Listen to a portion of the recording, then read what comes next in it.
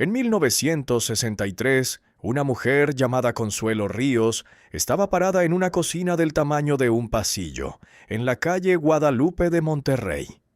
Alimentó a 7 personas con 6 tortillas duras, un puño de chiles secos y media pata de vaca que le había apartado la vecina porque nadie más la quería.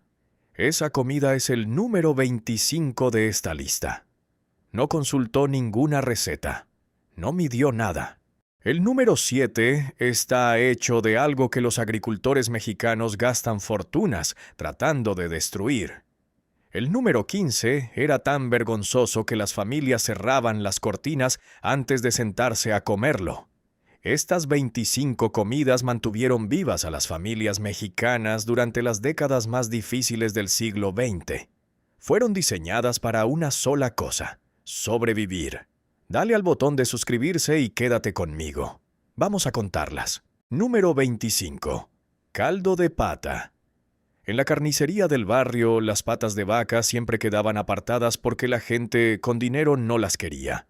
No tenían carne, solo hueso, cartílago y piel.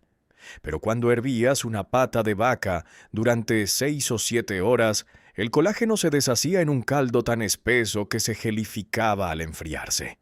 Unas papas, chile seco, cebolla, y esa olla le daba de comer a la familia durante 2 días con menos de 5 pesos de ingredientes. El olor llenaba toda la vecindad. Los niños que jugaban afuera sabían qué había de cenar cuando ese aroma llegaba hasta la banqueta. Tu abuela no lo llamaba caldo de colágeno. No sabía que estaba lleno de minerales. Sabía que una pata costaba casi nada y sabía que sus hijos tenían hambre. Hoy la mayoría de los menores de 40 años nunca han visto una pata de vaca en la olla. La textura los incomoda. Pero ese ingrediente de 5 pesos mantuvo a más familias vivas que cualquier corte del mostrador. Número 24. Moronga. Cuando una familia en Oaxaca o Guerrero mataba un puerco, no se desperdiciaba nada. Ni la sangre. Se recogía en un bote todavía caliente. Se mezclaba con cebolla picada, hierba buena fresca, orégano y chiles picosos. Y se rellenaba en la misma tripa limpia del cerdo. Se cocía durante horas. La sangre no costaba nada. La tripa no costaba nada. Las hierbas crecían en el patio. Para las familias que solo podían matar un puerco al año, la moronga significaba que ni una sola gota de ese animal se tiraba. Era oscura, densa y llena de hierro. Tu cuerpo la pedía aunque tu mente dudara. Hoy, las abuelas que sabían exactamente cuánta hierba buena ponerle, exactamente cuánto tiempo cocerla, se están yendo una por una. Cuando se van ellas, se va la receta con ellas. Número 23. Machitos. En el norte de México, en Nuevo León, Coahuila y Tamaulipas, cuando una familia mataba a un cabrito, las vísceras no tenían valor de mercado. Corazón, hígado, riñones, nadie los compraba. Las mujeres tomaban los intestinos, los limpiaban hasta volverlos casi transparentes y trenzaban alrededor de las vísceras picadas como si fuera una cuerda. Todo se amarraba y se asaba lentamente sobre brasas de mezquite.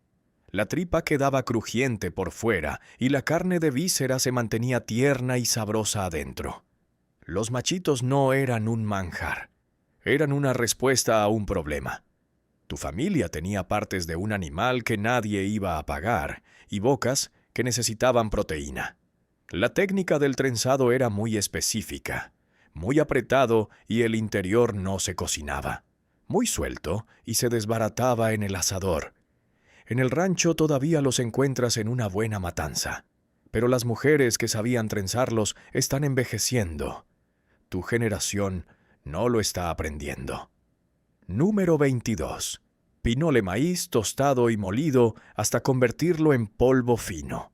Los rarámuri de la Sierra Tarahumara en Chihuahua corrían 100 kilómetros por barrancas con nada más que pinole y agua. 100 kilómetros, sin geles, de energía, sin bebidas deportivas, solo maíz tostado.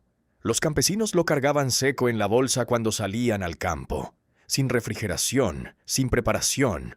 un puño de polvo disuelto en agua y tenías energía para trabajar toda la tarde.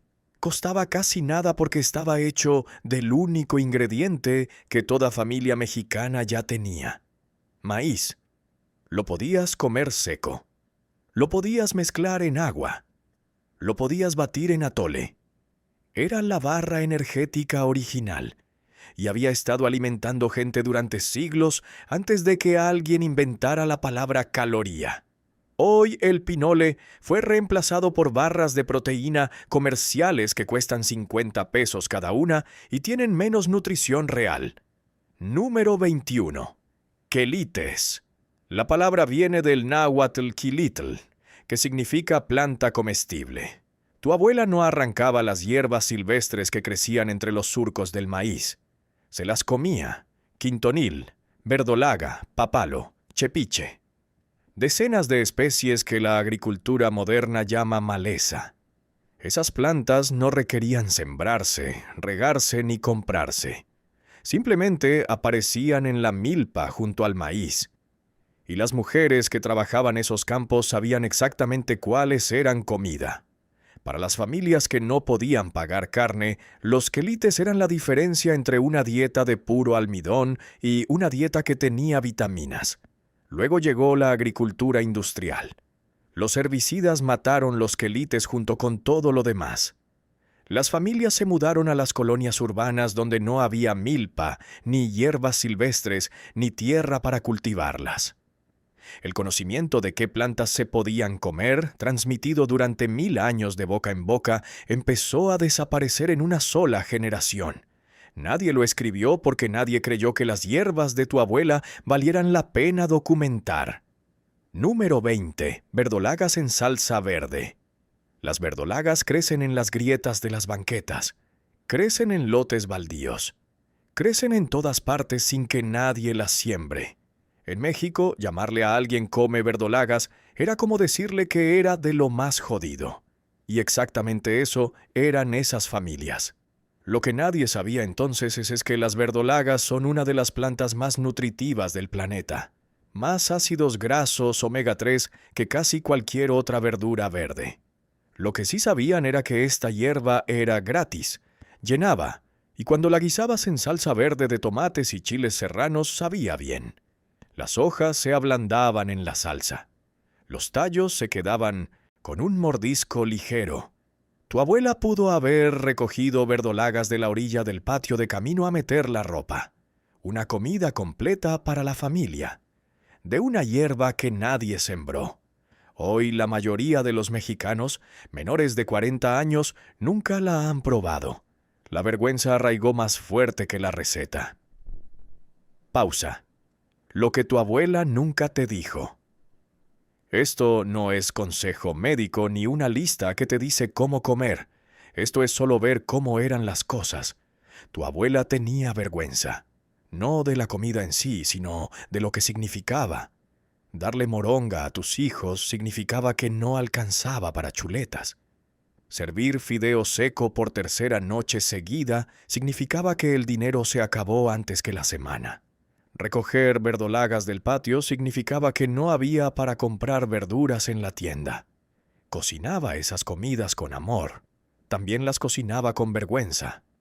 Cuando sus hijos crecieron y consiguieron mejores trabajos y cocinas más grandes, ella no les pasó esas recetas. Quería que comieran mejor de lo que ella había comido. Quería que olvidaran. Y olvidaron. Olvidaron tan completamente que ahora, 2 generaciones después, hay nietos que no tienen idea de lo que comían sus abuelas. El olvido no fue un accidente. Fue un regalo. Un regalo que costó toda una tradición culinaria. Número 19. Enfrijoladas. Cuando las tortillas del día anterior estaban tiesas y los frijoles de la noche anterior estaban fríos en la olla, nada se tiraba.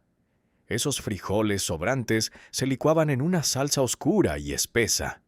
Cada tortilla dura se pasaba por esa salsa, se doblaba y se acomodaba en el plato. Tal vez un poco de queso fresco desmoronado encima. Tal vez nada. Esas eran las enfrijoladas.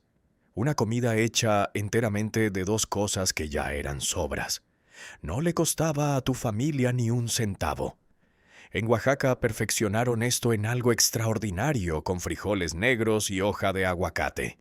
Pero la versión de supervivencia no tenía adornos. Había un plato de tortillas bañadas en frijol y una familia sentada alrededor, y eso era la cena. Número 18. Migas. La palabra lo dice todo. Cuando las tortillas se ponían duras y rancias no iban a la basura. Se partían en pedazos, se freían en tantita manteca hasta quedar crujientes, y se revolvían con huevo, tal vez jitomate, tal vez un serrano picado. 2 huevos y un puño de trozos de tortilla dura le daban desayuno a 4 niños por algo así como 3 pesos. En Monterrey, en Guadalajara, en los barrios de la Ciudad de México, las migas eran el sonido del sábado por la mañana. El crepitar de los trozos de tortilla cayendo en el aceite caliente, el chisporroteo de los huevos encima. Hoy los restaurantes sirven migas con aguacate y queso de cabra por 200 pesos. Convirtieron la pobreza en estética de brunch. Pero la versión original, la que hacía tu abuela porque las tortillas ya estaban duras y solo quedaban 2 huevos, esa versión no aparece en ningún menú. Solo vive en la memoria de quienes la comieron porque no había otra cosa. Número 17. Fideo seco. Una bolsa de fideo delgado costaba 2 pesos. Una lata de jitomates costaba 3. Juntos, con agua y lo que hubiera en la cocina, se convertían en fideo seco. Primero tostabas el fideo en aceite hasta que se doraba y llenaba la cocina con un olor como a nuez, casi dulce. Luego el jitomate. Luego el agua. Luego lo que tuvieras. Papa en cubitos. Un puño de carne molida si había suerte, nada si no la había. La parte del fideo loco era exactamente esa. La receta cambiaba cada noche dependiendo de lo que quedaba. En Tepito, en Ecatepec, en Iztapalapa, en La Guerrero, el fideo no era guarnición, era la comida. Era lo que tu mamá comía de almuerzo en el verano cuando no había escuela y la casa estaba caliente. Ese olor a fideo tostándose era el olor de alguien saliendo adelante con lo que había. Número 16. Tacos de cabeza cuando se mataba una res en Sonora. En Jalisco o en los ranchos del norte, los cortes finos iban al patrón o a la venta. La cabeza se quedaba para los peones. Excavaban un hoyo, hacían lumbre, envolvían la cabeza entera en pencas de maguey y la enterraban toda la noche. Para la mañana, cada parte de esa cabeza se había deshecho en carne tierna y sabrosa. Cachete, rico y sedoso. Lengua, densa y mantequillosa. Ojo, suave y gelatinoso. Sesos cremosos y delicados. Cada parte con su propia textura, su propio carácter. Una cabeza completa no les costaba nada a los trabajadores. Hoy, los sesos casi desaparecieron de los menús por el miedo a la encefalopatía. Los tacos de ojo son cada vez más raros. La barbacoa de cabeza en hoyo de tierra fue reemplazada por hornos de vapor y ollas de presión. Si tu familia nunca probó barbacoa de hoyo, nunca probó la versión real. Esa versión se está borrando. Número 15. Tacos de frijol. Una tortilla de maíz, frijoles refritos, un poco de sal. Esa era la cena. Y en muchas casas se cerraban las cortinas antes de sentarse a comerlos, porque un taco de frijol significaba que no había nada más. Frijol y maíz juntos forman una proteína completa. La dieta mesoamericana fue construida sobre ese hecho, aunque nadie usara la palabra proteína. Para millones de familias había noches en que eso era todo lo que había. La abuela les decía a los niños que ella no tenía hambre, que ya había comido, que estaba bien. Les daba la última tortilla con el último poco de frijoles, mientras su propio estómago se quedaba vacío. Esa tortilla y esos frijoles costaban tal vez 1 peso. Ya nadie hace un taco de frijol como plato principal. Lo degradaron a guarnición, a algo sin importancia. Pero para tus abuelos, en las noches más difíciles, un taco de frijol era toda la comida y estaban agradecidos por él. Pausa. La frontera cambió todo. Hay algo de lo que no se habla suficiente. La migración cambió todo sobre cómo comían las familias mexicanas. Cuando las familias se fueron del rancho a la ciudad o de los pueblos a las grandes urbes como la Ciudad de México, Monterrey o Guadalajara, no solo dejaron un lugar, dejaron la milpa, dejaron las hierbas que crecían en el patio, dejaron a la vecina que cambiaba un puño de chiles por una taza de frijoles. Dejaron la carnicería donde el carnicero conocía tu nombre y te apartaba los cortes baratos porque sabía que tu familia los necesitaba. En la ciudad la comida costaba dinero toda. No podías recoger verdolagas de la banqueta en Tepito sin que te vieran raro. No podías matar un chivo en el patio en Iztapalapa. El sistema de comida de supervivencia que había funcionado durante generaciones en el campo no sobrevivió el traslado a la ciudad intacto. Las familias tuvieron que reconstruirlo desde cero, en un entorno que no entendía lo que estaban haciendo ni por qué. Esa reconstrucción es de donde viene la mitad de las comidas de esta lista. Número 14. Chicharrón en salsa verde. Después de freír la manteca del puerco, los pellejos fritos que quedaban eran duros y secos, demasiado difíciles para comerlos solos. Entonces se partían en pedazos y se echaban a una olla de salsa verde hirviendo, donde poco a poco absorbían el líquido y se suavizaban en algo rico y casi carnoso. Los desperdicios más chuecos, los pedazos demasiado pequeños o rotos para venderse, se prensaban en bloques llamados chicharrón prensado. Este era el grado más bajo de un subproducto ya barato. Un bloque costaba 10 pesos. Guisado en salsa roja y metido a una gordita, era una comida completa. La manteca era el producto principal. El chicharrón era el desperdicio. Tu familia se comía el desperdicio y lo hacía quedar rico. En la Ciudad de México, en Querétaro, en Puebla, los puestos callejeros todavía venden gorditas de chicharrón prensado de madrugada. Pero la versión real, hecha de pellejo de puerco prensado a mano, está siendo reemplazada por versiones comerciales llenas de harina y aire. Número 13. Discada en la comarca lagunera. Ese territorio árido entre Coahuila y Durango, los rancheros empezaron a usar los discos rotos de los arados como superficie para cocinar. Ponían el disco sobre lumbre de leña y cada quien traía lo que tuviera. Un poco de chorizo, tocino sobrante, unos cuantos hot dogs de 20 pesos.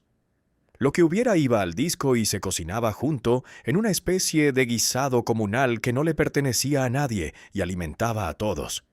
La discada no era una receta, era un sistema.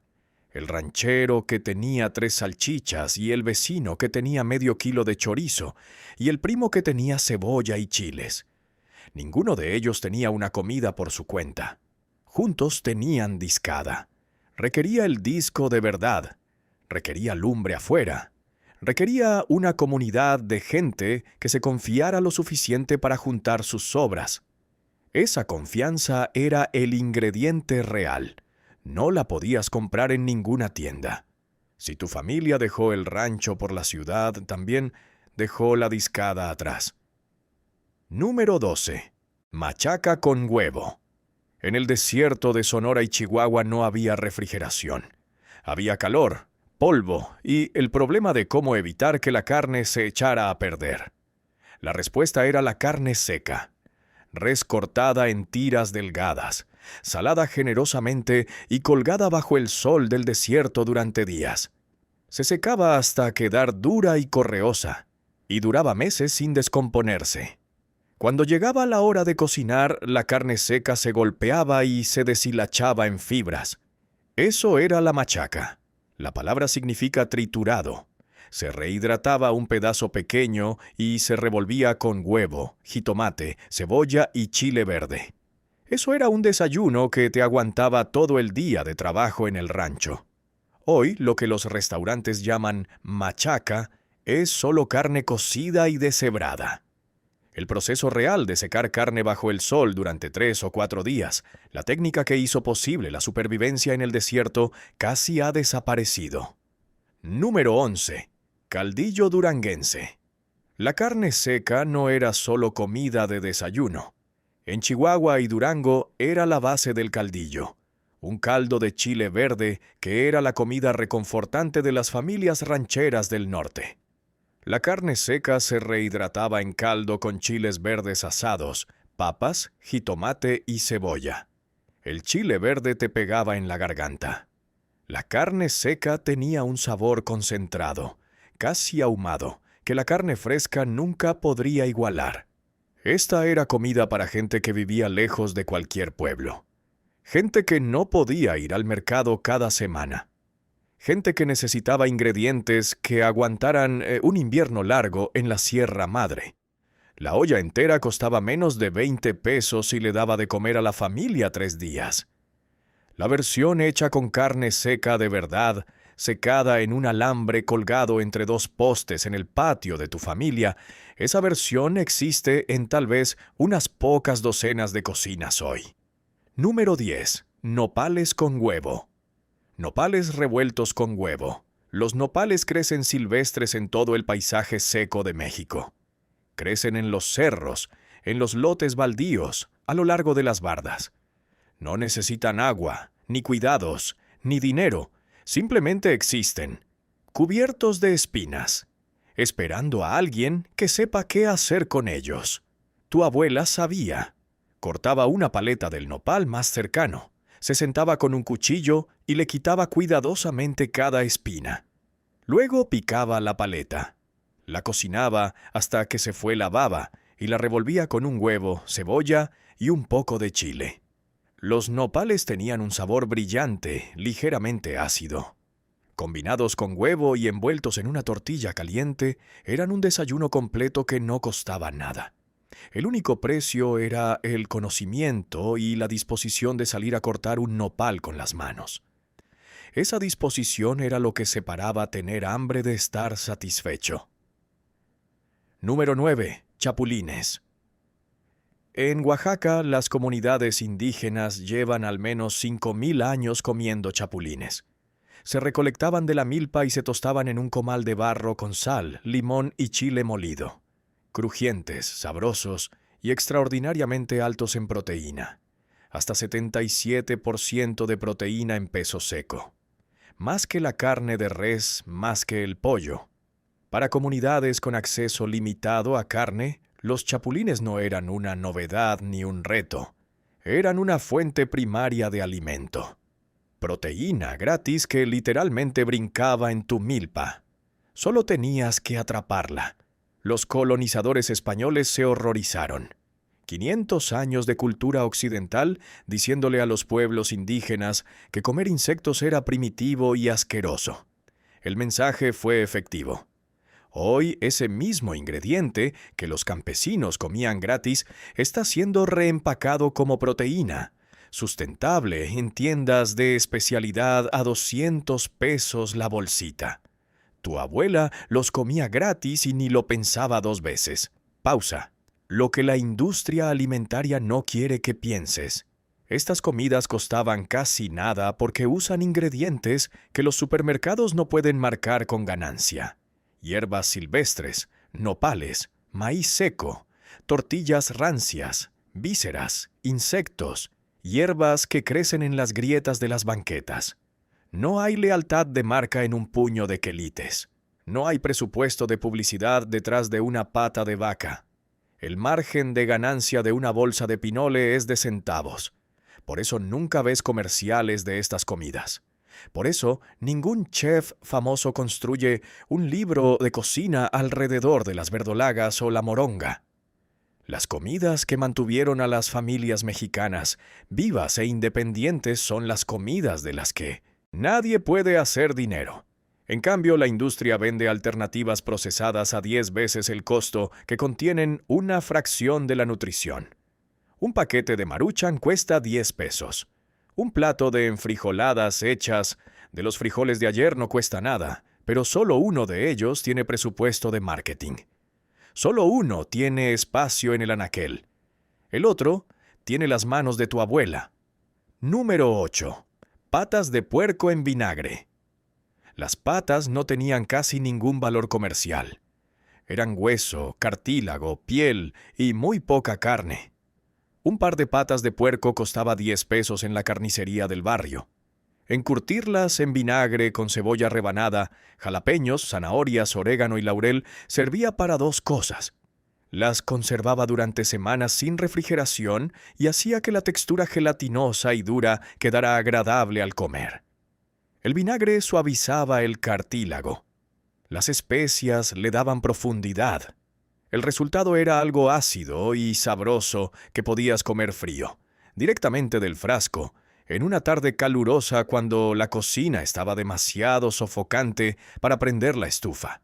En las carnicerías y tiendas de abarrotes de los barrios de Guadalajara, Puebla y la Ciudad de México todavía hay frascos de patas de puerco en el mostrador. Los clientes que los compran tienen casi todos más de 60 años. Los jóvenes pasan junto a esos frascos sin mirarlos. No saben lo que tu abuela guardaba en esos frascos. Número 7. Huitlacoche. Para un agricultor moderno, esto es una enfermedad. Un hongo que infecta la mazorca y convierte los granos en masas azul-grises e hinchadas. La agricultura convencional gasta fortunas intentando prevenirlo. Para tu abuela era un regalo de la milpa. Significaba que el maíz había producido algo extra, algo gratis. El huitlacoche tiene un sabor profundo, terroso, parecido al hongo, con un dulzor subyacente de maíz. Se salteaba con cebolla, chile y la hierba del epazote para rellenar quesadillas o tamales. El mismo ingrediente que los campesinos comían gratis porque crecía sin invitación en su maíz, ahora se vende en restaurantes de la Ciudad de México como el trufa mexicano. 200 pesos una quesadilla. Tu abuela lo raspaba de una mazorca enferma sin pensarlo. ¿No creería lo que cobran por él ahora? Número 6. Chile atole. Este platillo es tan antiguo que Hernán Cortés lo documentó cuando los españoles llegaron a México. Masa de maíz disuelta en agua con granos de elote fresco, chiles verdes y epazote.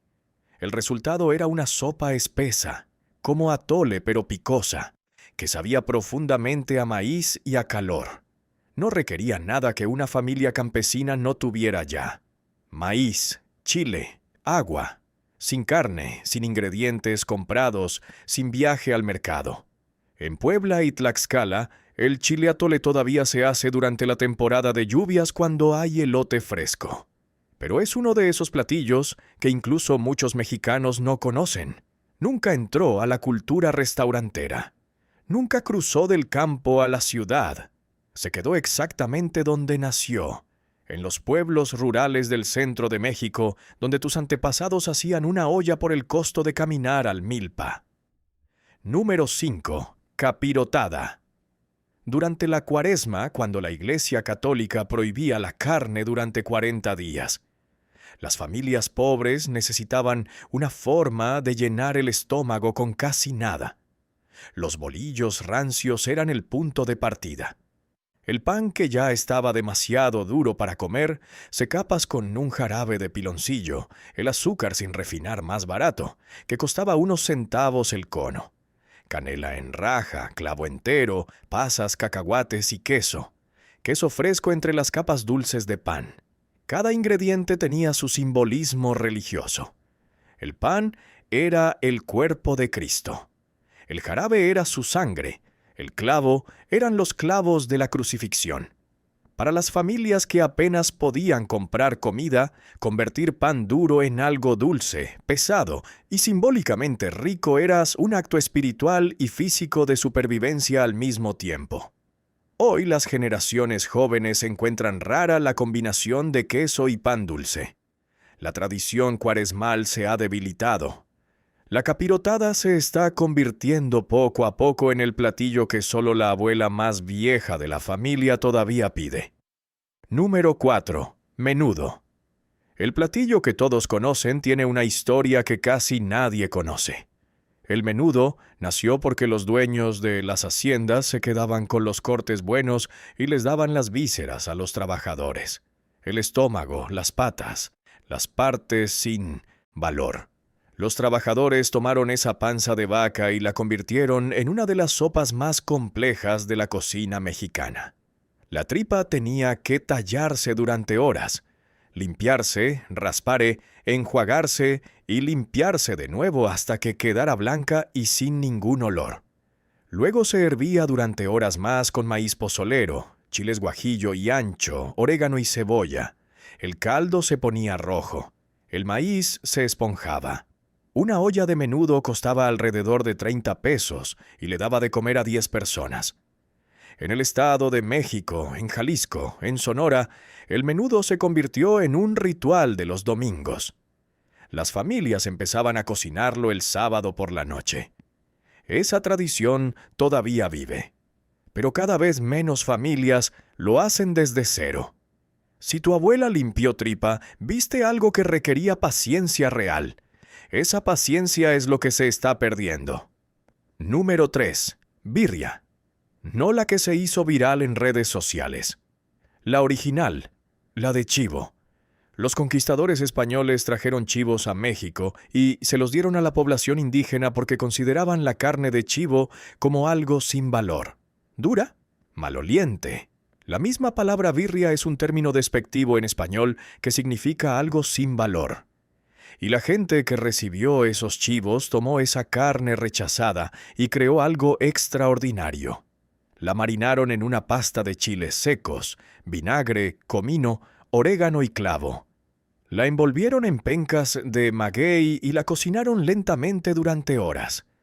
Las fibras duras se deshicieron en algo tan tierno que se desbarataba al toque de una cuchara. La birria fue comida hecha del rechazo, de un animal que los colonizadores no querían, usando técnicas que los colonizadores no entendían. El Internet convirtió la birria en tendencia y borró el chivo y la historia en el mismo gesto. Número 2. Papas con huevo. Este no está olvidado en el sentido de que nadie lo haga. Está olvidado en el sentido de que nadie habla de él. Papas en cubitos revueltas con huevo, servidas en tortillas de harina con un poco de salsa. Ese era el desayuno entre semana de cada hogar en los barrios mexicanos de los años 60 hasta los 90. Un kilo de papas costaba 2 pesos. 2 huevos costaban menos.